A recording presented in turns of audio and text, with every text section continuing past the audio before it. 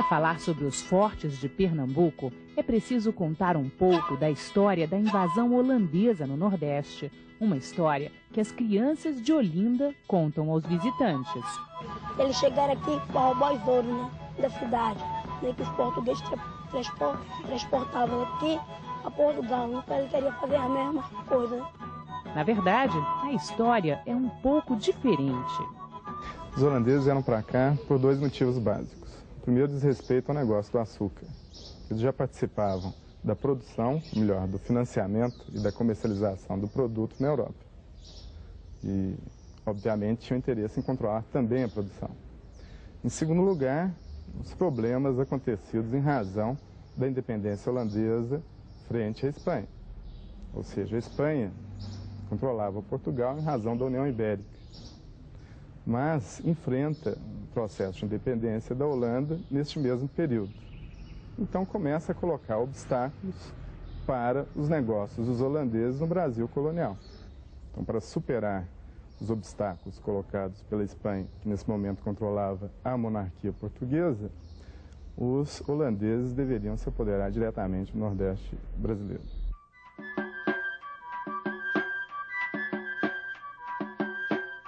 Na época da colonização, o primeiro porto da então capitania de Pernambuco foi a cidade de Recife, hoje capital do estado.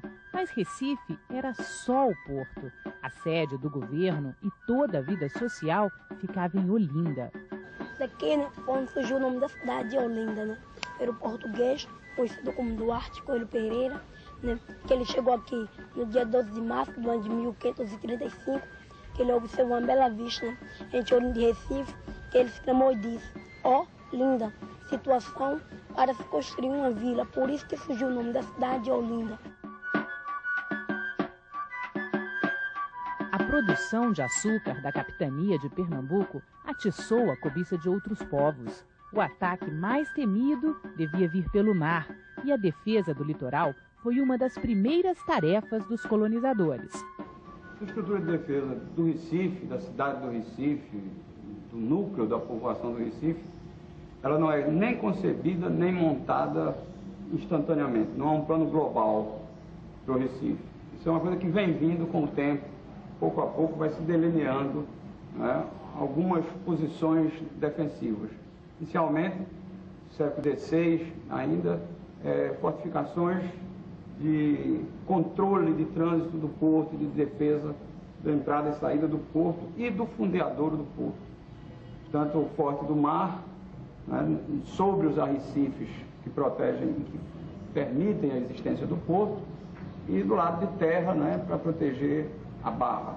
Essa estrutura se amplia a partir de 1620 e tal, né, com o aumento dos perigos, né, vindos da própria Europa, né, o olho, né, dos comerciantes e da Companhia dos Países Baixos, né, o olho dos franceses. Isso desperta a primeiro surto, vamos dizer, e susto, né, português para a fortificação da terra. Já com as ameaças holandesas, ou com as possibilidades, né, da presença holandesa no litoral, começa a se fortificar e a se melhorar essas fortificações. Aqui ficava o Castelo do Mar, construído em pedra em 1612. Em frente, o Forte de São Jorge. Eles foram os dois únicos fortes responsáveis pela defesa do Porto de Recife da invasão holandesa. O Castelo do Mar era pequeno, hexagonal e resistiu 6 dias à ocupação holandesa. Resistiu também ao tempo. Ainda estava de pé no início deste século. Só não resistiu às obras de melhoria do Porto de Recife. Ele foi demolido em 1913. Em 1629, os portugueses começaram a construir um forte estratégico para a defesa do porto, o Forte Diogo Paz, que ficou conhecido como Forte do Brum. Nós temos que voltar ao tempo e nos abster dessas construções existentes em torno do Forte do Brum. Antigamente, na época que ele foi feito, era forte e mar. E ele está justamente diante da barra que dá a entrada, do canal que dá a entrada ao porto. ou seja, um local de onde facilmente poderiam ser batidos os navios que quisessem dar entrada no Porto do Recife.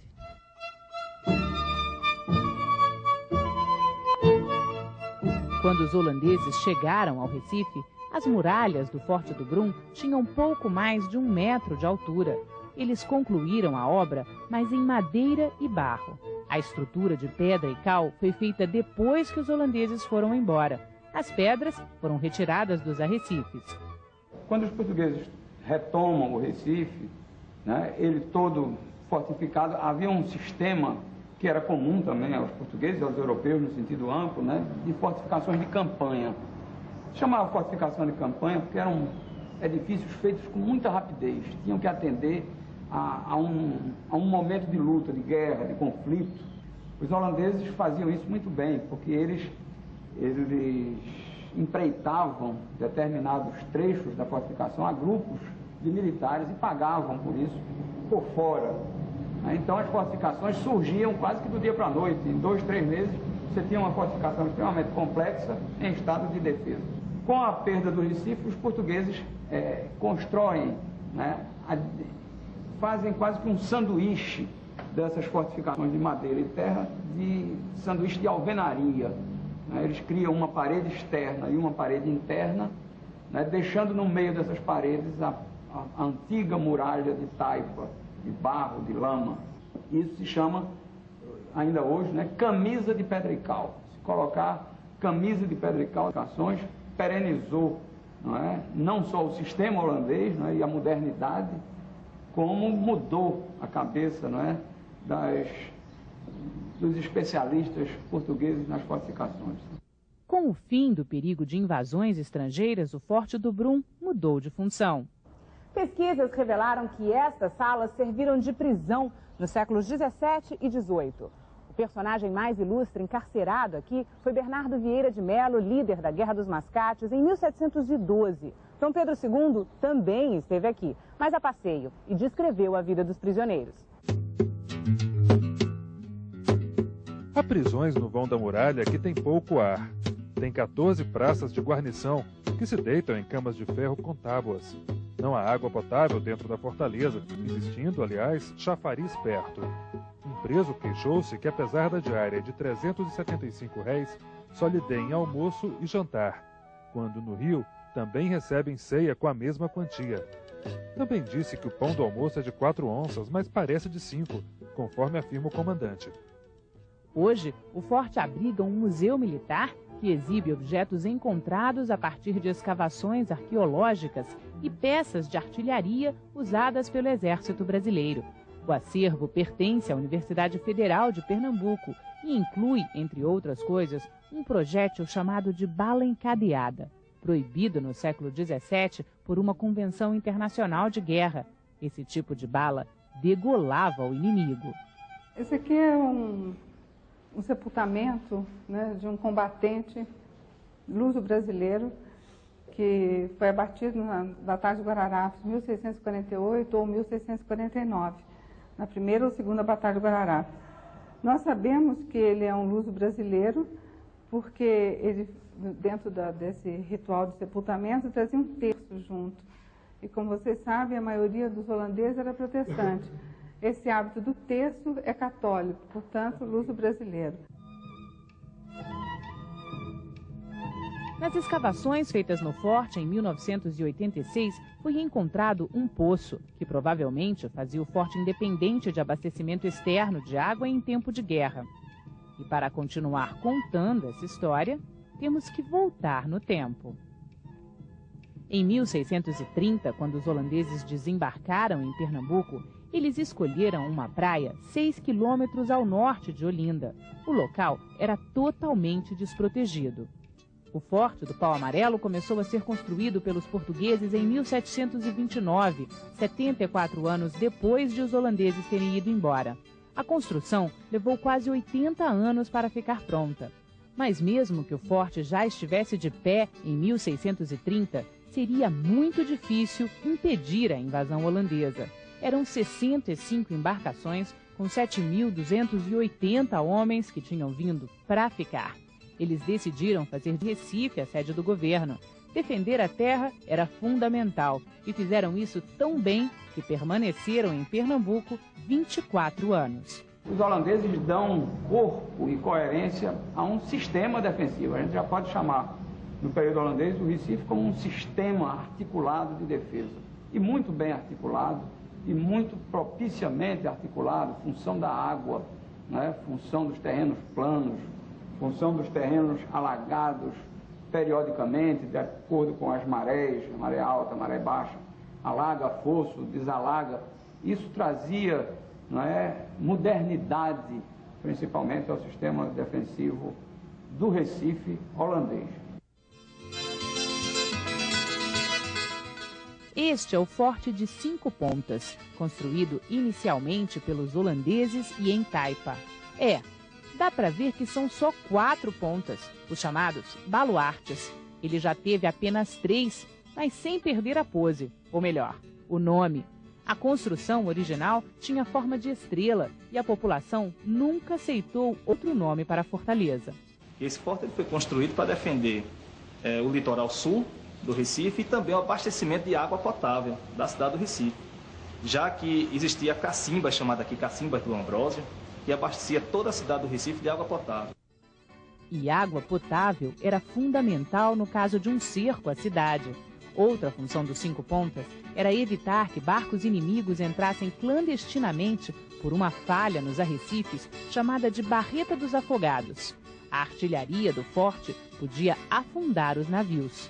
Segundo o mapa português de 1640, o forte, feito pelo inimigo, podia abrigar 1000 homens. A questão da guarnição que se cabe, cabe nessas fortificações é muito conjuntural. No momento de esforço de guerra, isso pode ser acrescido e adensado.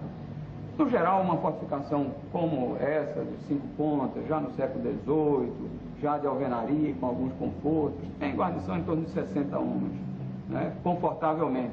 Acho que você poderia fazer um paralelo com as nossas prisões hoje, que são prisões em geral feitas para 500 homens e terminam agregando 1.500, 2.000 homens, Você, no momento de necessidade, você adensa esses edifícios, a ocupação deles, até quase a loucura, como no caso das prisões. Os 5 Pontas foi o último forte a ser conquistado na guerra que expulsou os holandeses de Pernambuco. Isso depois de uma árdua batalha. No meio da batalha era impossível tirar um soldado morto para ser enterrado em outro local. E a forma encontrada foi justamente na parte central do forte, onde hoje é um jardim chamado Praça d'Armas. É por isso que eu digo, quando a gente entrar aqui no Forte das 5 Pontas, vier visitar o Museu da Cidade do Recife, procure entrar sempre com o pé direito, porque aqui muitos de nossos antepassados morreram para o Brasil ser essa pátria independente que é hoje.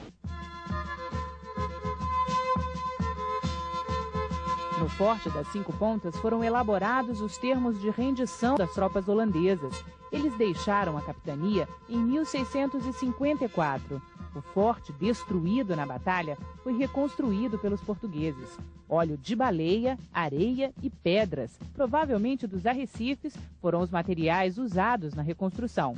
A restauração, feita em 1979, devolveu ao forte o traçado do projeto português.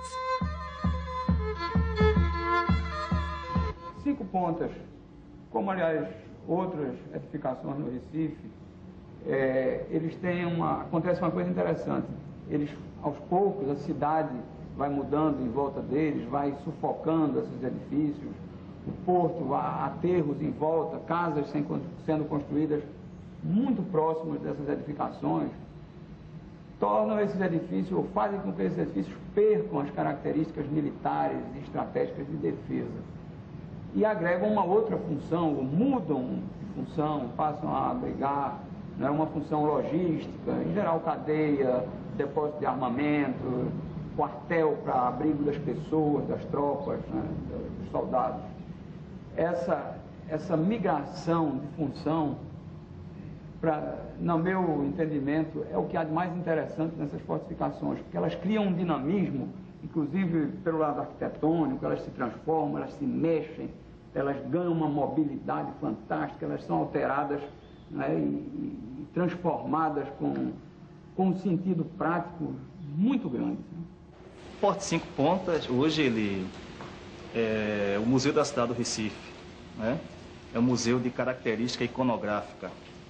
Então, o Museu da Cidade do Recife, ele retrata a história social, urbana e política da cidade do Recife através de iconografias.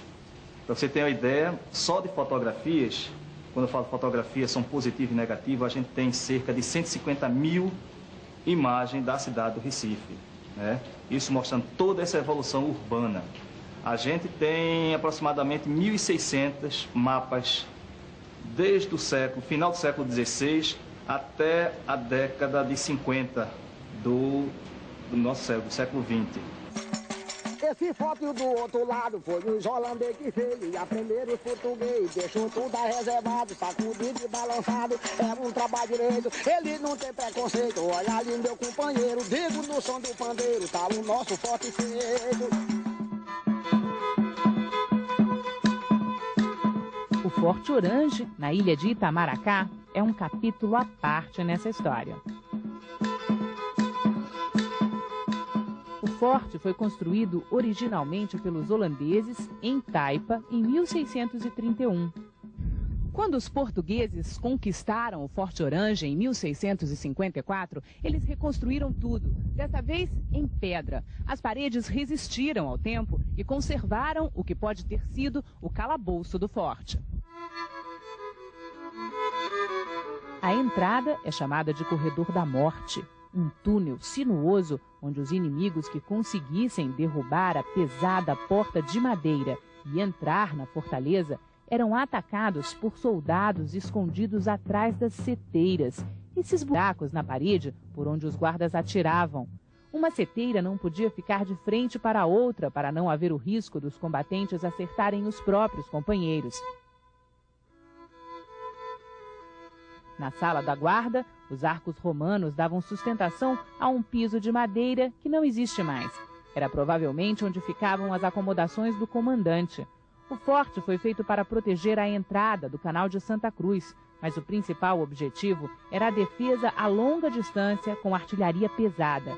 Navios inimigos eram alvo fácil para os canhões da fortaleza de Itamaracá. Em 1973, a fortaleza foi restaurada e ganhou um valioso aliado, o artesão e então presidiário José Amaro. Quando eu cheguei aqui no forte, pela primeira vez, eu me apaixonei, eu achei aquele negócio estranho, me agarrando aqui dentro, uma paixão muito grande, uma admiração muito grande, que eu não estava nem prestando atenção ao trabalho, era só essas pedras jogadas aqui, era muita coisa bonita, né? Muito canhão, essa praiona aí bonita. A ilha de Itamaracá tem 3 presídios e os detentos trabalharam na restauração da fortaleza. Quando Zé Amaro saiu da prisão, ele não ficou totalmente livre. A atração pelo forte foi tão grande que o prendeu à ilha de Itamaracá. Com esculturas e entalhes, Zé Amaro garantiu o pão de cada dia e cuidou da sua casa. Ele tinha decidido morar no Forte Orange. Os instrumentos de trabalho ganhou de presente. Lá no Paraná eu fiz sucesso, graças a Deus, com minhas esculturas, com meus entalhes, e trouxe uma prancha que eu ganhei de presente, uma prancha de cedro. Isso aqui eu cortei em pedaços e fui trabalhar, ganhar meu dinheirinho na cadeia com essa prancha. Era uma alegria danada, né? Mas eu guardei 6 pedaços, digo, isso aqui vai ser para quando eu for solto, não precisar logo de comprar madeira lá fora, né? Desses pedaços de madeira eu construí, eu limpei o forte, fiz um bocado de restauração aí dentro. Retelhei telhado aí, botei madeiramento novo, limpei o forte todo, construí uma lojinha de artesanato, tenho uma mulher e 4 filhos, sustentando desses 4 pedaços de madeira. É para que Deus como é bom. Quando Zé Amaro foi morar no forte, ele estava abandonado. O pessoal me acharam como doido. Muitos me chamaram, me botaram apelido, me chamavam de maluco do forte, homem da caverna, porque isso aqui era uma caverna abandonada. E aqui trabalhando na minha escultura, cuidando, trabalhava de noite com luz de vela, sentado na capela, Hoje tem muita gente em Brasília que me conheceu aqui trabalhando no chão e dormindo no chão. Com o tempo, Zé Amaro ganhou o apelido certo, guardião do Forte Orange. E o reconhecimento do trabalho de preservação atravessou o Oceano Atlântico. Ele já foi notícia até em jornais da Holanda. Na luta para melhorar as condições do Forte Orange, Zé Amaro teve vários companheiros. Um dia chegou um danado de um coronel aí, que era meio coronel Sombra, e me deu uma autorização. Disse, o que for do forte você sai recolhendo. Aí arrumei guincho, emprestado aí com pesa, com coisa, trouxe canhão para danado para ir para dentro, trouxe 5 ainda. E hoje temos 13 canhões, que era 35 canhões, daqui sai um bocado para derreter. Até hoje é fácil encontrar vestígios dos tempos de batalha no forte. Balas e cachimbos holandeses por toda a parte. É só andar um pouquinho. Ó, o canudo de cachimba. Tá vendo? Para reunir as peças encontradas no forte e na ilha de Itamaracá, Zé Amaro decidiu fazer um museu.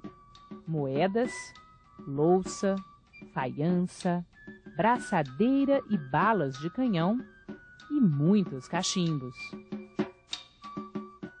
Essas peças, elas são fruto de catação mesmo na areia do Zé Amaro. Ele catava as peças, guardava com o sonho de um dia fazer um museu. E para fazer esse pequeno museu foi muito trabalho para a gente. Tivemos que vender realmente um carro, uma caminhoneta, que era porque a gente trabalhava com os presos carregando madeira e tudo, para fazer esse museu. O museu também conta um pouco da história de quem lutou para tirar a fortaleza do abandono e a transformar num dos mais belos pontos turísticos do país.